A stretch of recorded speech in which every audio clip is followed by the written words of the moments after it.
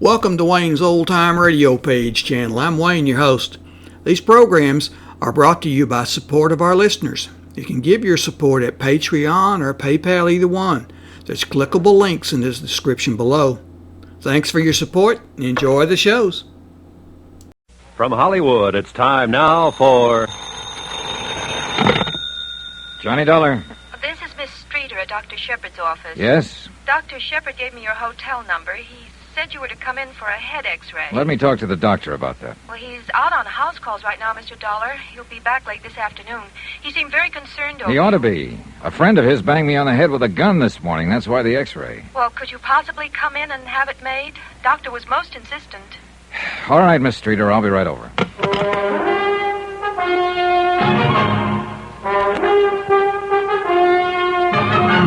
Tonight and every weekday night, Bob Bailey in the transcribed adventures of the man with the action-packed expense account, America's fabulous freelance insurance investigator. Yours truly, Johnny Dollar.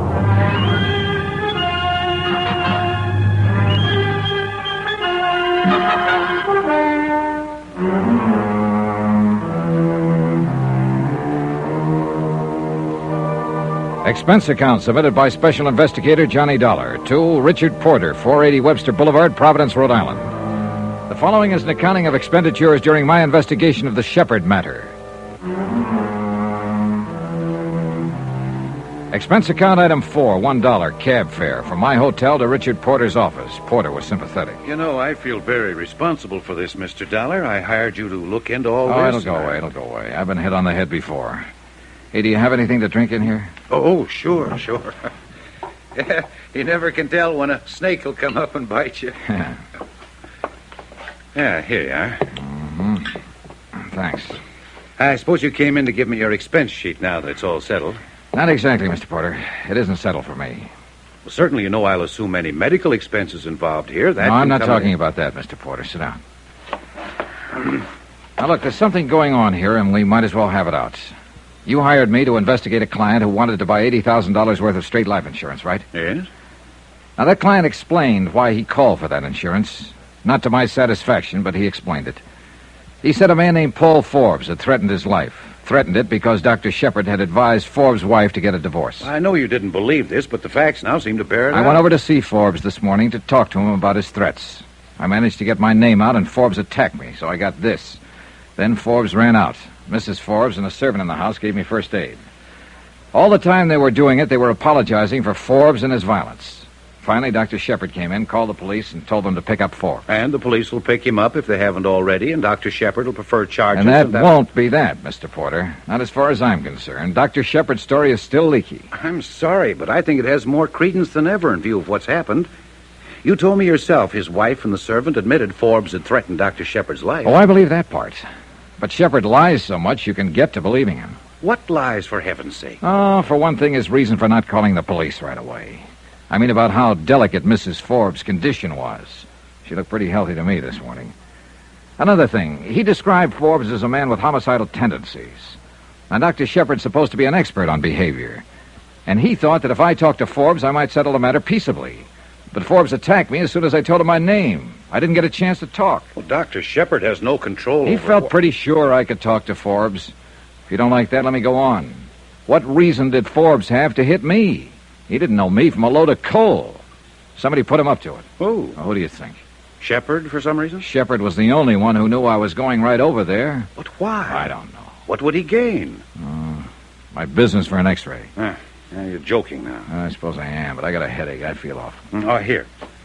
How about Mrs. Forbes? Oh, Here. Thanks. Oh, she seemed like a genuine enough person. Not sick the way I expected her to be. Someone slugged her recently. There was a bruise under one eye. Shepard said her husband was an erratic, ruthless, violent man. Well, look, I'm stubborn, Mr. Porter. I still think Shepard's been lying to me. If for no other reason than I think I know the breed. What's all this got to do with the insurance application? Well, that's another thing I don't know. Expense account item 5, $3 cab fare to Dr. Shepard's one-story building to have my head x-rayed. Shepard was still out, but Miss Streeter did the honors, almost in silence. Outside of sit still and hold it, nothing much was said. Well, the picture's okay, Mr. Dolla. I looked at it. I didn't see anything wrong. Of course, the doctor will call you when he's had a chance to see it. Swell. You must have got quite a blow. That's a nasty bruise you have. Oh, it's pretty good, all right. He swung his gun hard. Well, the doctor will be back about mid-afternoon. He can call you at your hotel? Yes. Well, thank you for coming in. I want to ask you a question, Miss Streeter. Yes? Are you in love with him? What? Are you in love with Dr. Shepard? Well, that's rather my own business, isn't it? Unless, of course, in your investigation of whatever you're investigating, for some reason I'm under your scrutiny. Well, I suppose it is, and I suppose I can take that to say yes. I'd become rather angry with you, Mr. Dolla, but frankly, you seem rather ridiculous. I suppose so. He's a liar, isn't he? I mean, Shepard. One more question. I told you on the phone a friend of Dr. Shepard's did this to my head. Now, did you ever ask me who that friend was?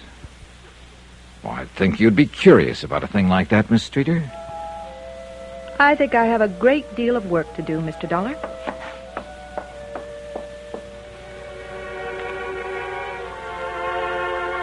Expense account item 6, another $3, some more cab fare. This time back to my hotel where I picked up my rented car, filled it with gasoline, item 7, $5.30, and drove out to Pawtucket. At the home of Mrs. Clara Shepard, I explained my name and business to an elderly man who answered the door. He asked me to wait a moment, then returned and said Mrs. Shepard would see me. She was a bright-looking, gray-haired woman in her mid-60s, elegantly groomed and obviously well cared for. We went through the politenesses, then got down to business. My son applied for $80,000 worth of life insurance and named me beneficiary. That's about it. I wonder what he's up to. So do we. You mean so do I. You don't trust anyone, do you, Mr. Dollar? He said his life had been threatened. He told me he wanted to make certain you were well taken care of in case anything happened to him. Oh. He was lying, wasn't he? I haven't seen him, talked to him, even had a Christmas card from him in 3 years. Maybe he does worry about his poor old mother now and then. I'm flattered. What you're saying about him isn't very flattering. Oh, I don't think Charles ever thought much of me as a mother. Still doesn't, I'm sorry to admit. But then I don't think too much of him as a son. So there we are. Is it too early for a cocktail, Mr. Dollar? How do you explain him already having a $20,000 policy on himself and wanting to kick it up to $100,000, you the beneficiary? No explanation. That's why I suggested a cocktail. To my friends here, Charles is a successful doctor in Providence who calls me faithfully every day, sends me gifts, and is always assured that I am well and happy and occupied in my old age. I guess I like you, Mr. Dollar, perhaps because, with all your gruffness, you might be nice to your mother. No, Charles and I aren't close. Never have been. I can tell you this. I don't need his closeness, at least not in a financial way. If Charles were to die and I received $100,000, it would mean a rather difficult tax problem. If he were to die, part of me would die too. I'd like you to have just one martini with me. And then you may go, Mr. Dollar. I had the one martini with the tall, stately woman who struggled against tears. It was an old struggle with her, increasingly difficult, I guessed, as the years kept on. We talked no more of her son, or the insurance, or the threat on his life. I left there about 4 o'clock in the afternoon. I drove back over to Providence and got to Dr. Shepard's office about 5:45. A broad-shouldered man in a tweed suit was in the reception room. He got to his feet when I walked in. Dr. Shepard? No. Don't I know you? I was thinking the same. Wait a minute. Yeah, your name is Dollar. You're an insurance investigator. Yeah. You're Phil Phil Crosby, Yeah. Providence Police. Well, I met you in New Hartford once. Yeah. Oh, I didn't know you were down here. Hey, you must be the one. As Dr. Shepard called downtown about a threat in his life and said an insurance investigator had been slugged trying to help him out of it. Yeah, that's right. Well, where is he? I don't know. I rang that buzzer. There's no one around at all. What's this all about? Well, a man named Paul Forbes threatened the doctor's life. He slugged me. You got a pickup out on him yet? No, not yet. Trying to pin the doctor down all day long. Been out on house calls, emergencies, everything else. We have to get his signature on a complaint. I thought that was all taken care of by now. Well, hello. Oh, hello. Well, hello, Mr. Dolla. Hello, Miss Streeter. This is Phil Crosby from the police department. Police? I'd like to see Dr. Shepard, miss. Is anything the matter? Just want to see him. Well, goodness, he was here 10 minutes ago. He sent me over to the pharmacy to pick up these things. Oh. What? Well, you had an emergency. 1213 Putnam Street. Got a note from him? Yes. Massey, please. There's no name on this, Miss Streeter. You recognize the address at all? Oh, no, I don't. Doctor wouldn't take a random emergency unless it were very unusual. This might be unusual, Phil. This is down by the water. How bad off do you think Forbes is? Mad, had a gun, plenty rough. I rode down in the police car with Phil Crosby. I had a feeling about the acuteness of that emergency. As a matter of fact, I had a feeling about the acuteness of everything that had happened that day, from the time a half-crazed man had slugged me with a gun. The feeling was heavier than ever when we hit the neighborhood. Come on. All right. Wait. How, 1213 Putnam Street. That'd have to be that vacant lot over there. This is 1240 here. The rest belongs to the warehouse. Yeah. Phil. Huh? That car empty and the plates. Yeah. Yeah, that's Dr. Shepard's car. Motor's still warm. Must be around here somewhere looking for the address. That's a dead end there. I better call in for some help. Fog's coming in if he's wandering around here. Yeah.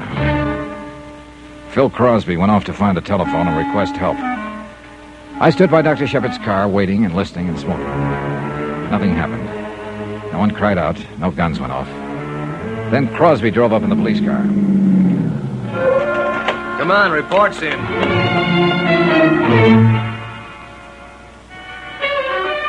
A report was in, all right.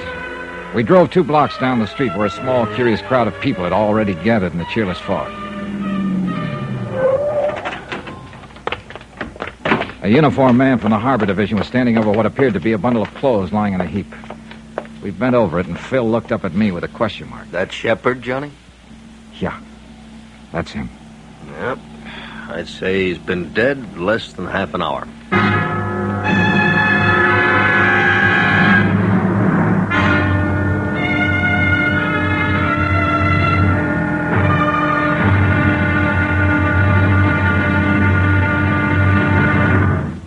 Now, here's our star to tell you about tomorrow's intriguing episode of this week's story. Tomorrow, a liar's still lying, even though he's dead. Join us, won't you, and I'll tell you all about it. Yours truly, Johnny Dollar.